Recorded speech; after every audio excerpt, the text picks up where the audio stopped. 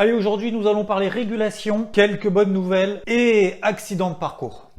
Dogecoin, Binance Coin, Bitcoin, Ethereum, Litecoin, Bitcoin, Ultra, Litecoin, Ethereum, Dogecoin, Binance Coin.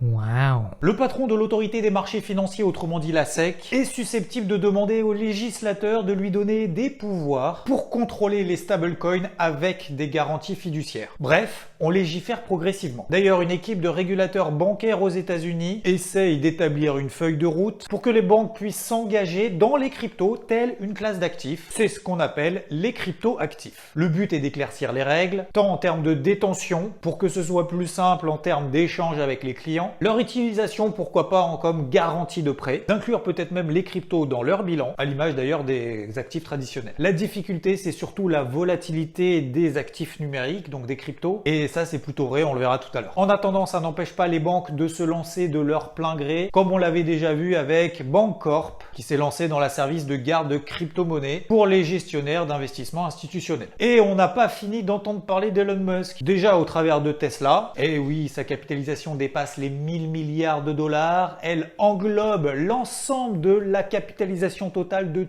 tous les autres constructeurs automobiles. La Model 3 est devenue numéro 1 des ventes en Europe, une première bien évidemment pour les véhicules électriques. Et l'action a été boostée d'autant plus par une commande de 100 000 Tesla par le loueur de véhicules automobiles Hertz. C'est qui le patron?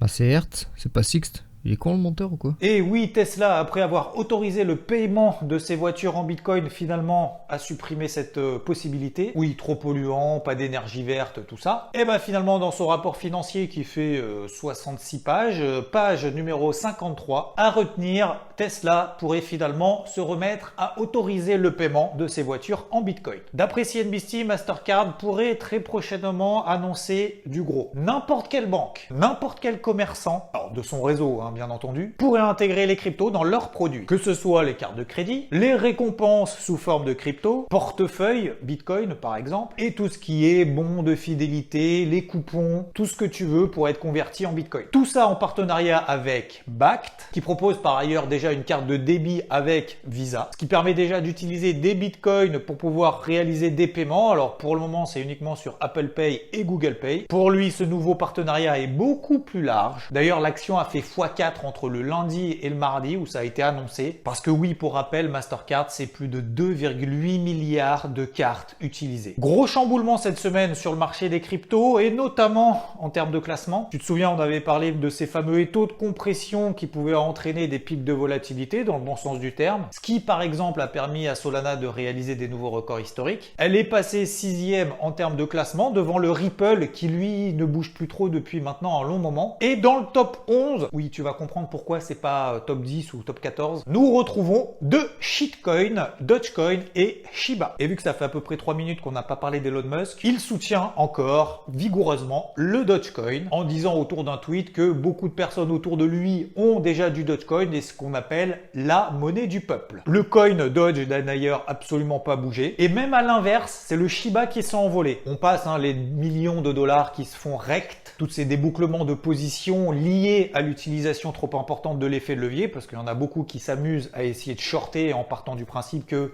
c'est du bullshit, sauf qu'en attendant, elle fait que monter. Du coup, ça alimente la hausse. Au-delà du fait que le Shiba a réalisé des nouveaux records historiques, Musk a répondu à un tweet comme quoi il n'avait aucun Shiba en portefeuille. Peut-être qu'en fait, ils se sont dit, du coup, vu qu'il en a pas, peut-être qu'il pourrait être susceptible d'en avoir, donc faut en acheter avant qu'il annonce que peut-être il en achètera. Bref, paye, on sait jamais, hein. Non, je sais, c'est un petit peu tordu, mais c'est vrai que j'ai pas trouvé forcément d'autres explications. Ah bah tiens, puisqu'on n'est pas encore visiblement allé jusqu'au bout du délire, bienvenue à Dogelon. C'est un mix entre Dogecoin et Elon Musk. Si jamais c'était pas tout à fait clair. C'est déjà la 257e crypto en termes de valorisation, plus de 266 millions de dollars. C'est dans le top 3% des plus grandes cryptos parmi les plus de 10-11 000 qui existent. Et c'est affiché clairement sur le site, c'est clairement une blague. Je t'inviterai à aller visiter un peu le site, je mets tout ça bien évidemment dans la description. Tu bouges un peu la souris sur l'écran, tu verras ce que ça fait, c'est rigolo. Et il y a quand même 2 pages et demie où l'objectif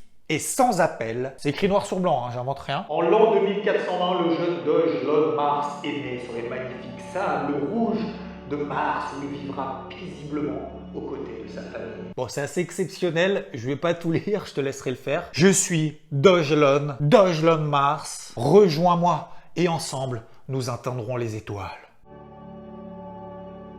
La volatilité revient donc sur les cryptos, après avoir évoqué la semaine dernière que certaines cryptos étaient dans des étaux de compression, que ça vous pouvait permettre de relancer la dynamique. Ça a été le cas sur certaines, pas toutes. Ça a été le cas donc sur Solana qui a atteint des nouveaux records historiques, ou d'autres comme FTM, la crypto préférée de Rod en ce moment. Ah oui, il y a eu Shiba aussi qui a fait des nouveaux records historiques. Et c'est pas le cas pour beaucoup d'autres, comme par exemple DOT, EGLD, Atom et même l'Ethereum. Globalement, la situation est la suivante. On est toujours sur les altcoins sous une grosse zone de résistance. On regarde ici la capitalisation totale hors Bitcoin et Ethereum. On n'arrive pas à passer cette zone. C'est pas négatif en soi, mais ça montre la faiblesse dans son ensemble de tout le marché. Et j'insiste effectivement dans son ensemble. Pendant d'ailleurs que le Bitcoin a réalisé lui des nouveaux records historiques. Deuxième chose très importante, c'est qu'on a des départs individuels. Alors c'est vrai, sans forcément de raison. Comme si on l'avait vu dans le crypto hebdo de la semaine dernière, les baleines qui sont en train de sortir progressivement par exemple du Bitcoin, se mettent progressivement à s'installer sur d'autres. Et c'est un peu plus qu'une impression, c'est une réalité, c'est que les plus fortes tiennent et relancent. Et les plus faibles, de manière générale, ont vraiment encore beaucoup de mal. On l'a vu tout à l'heure par exemple avec le Ripple. Donc on a vraiment deux groupes qui sont en train de se créer. Celles qui ont très bien performé ces dernières semaines et ces derniers mois, qui tiennent et qui relancent, qui tiennent et qui relancent. Et les plus faibles, je vais pas dire qu'ils sont au trou, mais en tout cas qui sont dans des grandes phases d'endormissement, donc de gros ranges, n'arrivent absolument pas à repartir, même s'il y en a quand même quelques-unes qui tentent des petits pumps. Mais ça va pas plus qu'une ou deux journées. Donc, dans ce type de marché, c'est vrai qu'il faut être aux aguets, très réactif, ne pas insister si celle sur laquelle on est, finalement, ça part pas, au profit toujours des plus fortes. Comme si finalement, il n'y aura plus de alt season générale. Troisième chose importante, c'est bien évidemment l'événement de ce début de semaine, une sorte de flash crash. Alors, il n'y a pas de raison particulière, il n'y a pas de nouveau bannissement de la Chine ou quoi que ce soit. Visiblement, ce serait toujours lié à les mains faibles, entre guillemets, c'est pas péjoratif, mais ceux qui utilisent des effets de levier considérables où à un moment donné, ça corrige de 2-3% parce qu'on est un petit peu trop en confiance et puis finalement, ça enchaîne des débouclements en chaîne. Des positions massives qui sont débouquées par les brokers parce que il n'y a plus rien sur le compte. Et comme je le disais sur Twitter, le levier max, ça permet d'augmenter les gains. Quand tout va bien, tout va bien. C'est essayer d'être riche le plus rapidement possible pour vite s'acheter une Lambo. Sauf que ce type d'événement qu'on a encore connu là, des moins 15, moins 20%, et ça, on le répète sans cesse, ça va arriver encore et encore. Et comme on l'a vu là, en quelques minutes. Donc, levier max égale, tu te fais arracher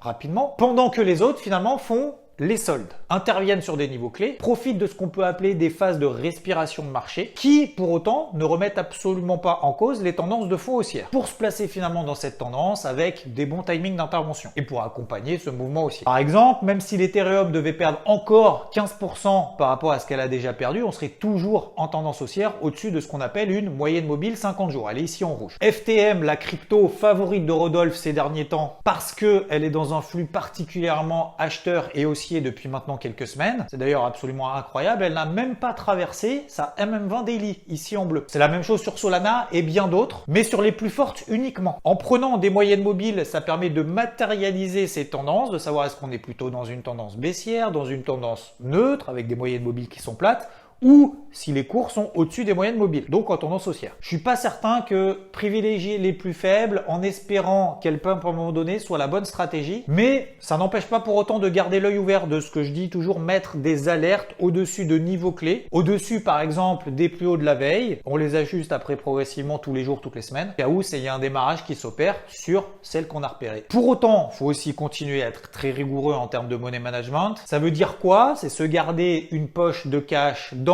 des moments par exemple comme on vient de le vivre ici, parce que lorsque ce type d'accident arrive, finalement nos cryptos favorites sur lesquelles on se disait c'est trop pour payer, je veux rentrer en mode FOMO, je vais attendre que ça consolide, et d'un coup bam, ça consolide de 15-20%. Si on est plutôt positif dans une optique de moyen à long terme sur les cryptos, ça peut être effectivement une opportunité. D'ailleurs, pour le moment, et je peux tout à fait me tromper, je préfère être clair, et je prends le risque que ce qui s'est passé, c'est juste une sortie de route. Tant que les plus bas qu'on a réalisés justement en ce début de semaine ne sont pas enfoncés, qu'on s'installe pas là en dessous. Et j'insiste encore une fois, c'est pas parce que sur certaines cryptos ça va être le cas que c'est forcément le cas sur toutes les cryptos qui existent. Je parle bien évidemment des plus fortes, hein. Je parle pas des petits trucs qui cotent un demi centime, etc. Si tel devait être le cas, c'est pas parce que sur certaines cryptos on pète les plus bas de cette première moitié de semaine que forcément, de manière générale, faut vendre toutes les cryptos qu'on a dans une optique de long terme parce que ça y est, on rentre en bear market. Ne pas oublier de regarder ces graphiques en daily pour pouvoir prendre du recul et être affecté émotionnellement. C'est d'ailleurs sûrement le cap le plus dur à franchir, ce cap émotionnel, que ça soit en trading, en investissement ou de manière générale. Puisque le jour où ce cap sera passé, ça veut dire que tu sauras exactement pourquoi,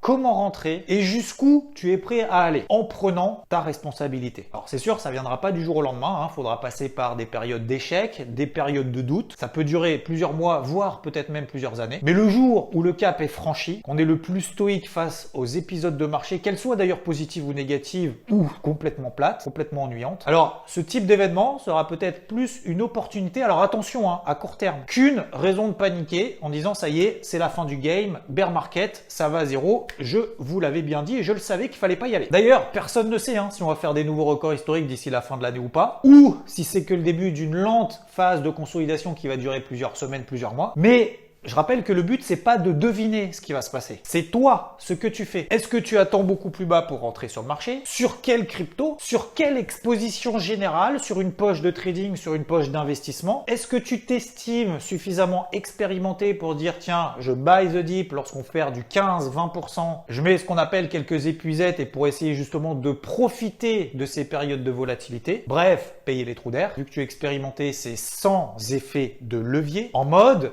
trading, c'est-à-dire qu'au bout de 5, 10, 15%, parce que là ça bouge très très vite, hop, on allège, on sécurise et on fait travailler comme ça son capital. Si tu penses qu'une bougie de 15% c'est le début d'un nouveau bear market et que faut tout sortir parce que tu n'y crois pas ou tu n'y crois plus, ok, pas de problème, chacun son choix. Mais vaut mieux se planter avec modération, en apprenant de ses erreurs. Encore faut-il les reconnaître et les admettre, hein, ça c'est certain, que de dire juste bon, j'avais raison, qui n'a absolument aucun intérêt hormis son ego personnel. Donc oui, il y a des opportunités dans une optique de trading. Je rappelle que dans une optique moyen terme, et d'ailleurs je vous l'ai partagé dans le crypto board sur IVT cette semaine, les grosses zones hebdomadaires, weekly et peut-être même mensuelles sont encore loin. Faut être prêt à tout, mais surtout prendre ses responsabilités après avoir déterminé ses plans d'intervention en amont. C'est le seul moyen de continuer à comprendre, mais surtout en préservant son capital, que c'est notre outil de travail. En tout cas, là où tu as raison, c'est de liker, t'abonner, et je te retrouve très vite. Merci à toi. Ciao!